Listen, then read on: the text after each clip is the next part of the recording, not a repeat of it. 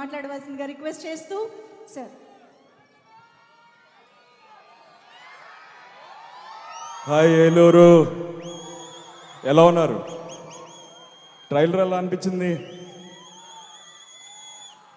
So Bhairavam ఈ cinema నా కెరియర్లో ఒక చాలా special film.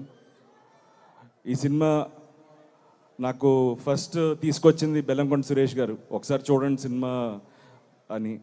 So and then cinema చూడడం జరిగింది, నచ్చింది.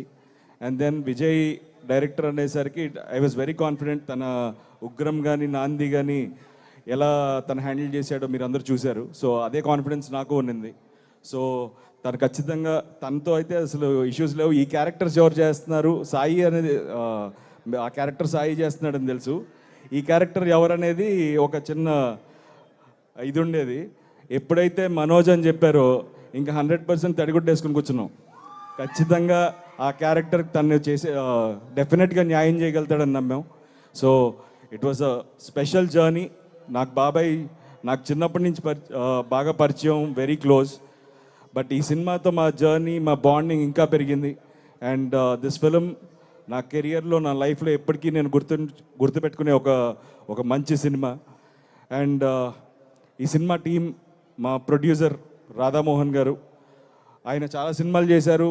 ఆయన ఒక సినిమాని నమ్మితే ఆ సినిమాని ఎలా బ్యాక్ చేస్తారో మీరు ముందు చూసుంటారు. ఈ సినిమా కూడా అలాగే చేశారు.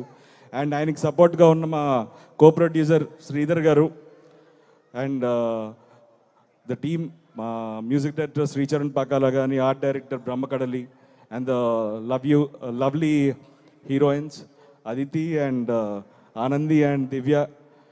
It was wonderful working. And ఈ సినిమా మీ అందరికీ నచ్చుతుందని మనస్ఫూర్తిగా కోరుకుంటున్నాను. మే 30వ తారీఖున ఈ సినిమాని మీరు అందరూ తప్పకుండా థియేటర్స్లో చూసి మమ్మల్ని ఆశీర్వదిస్తారని కోరుకుంటున్నాను.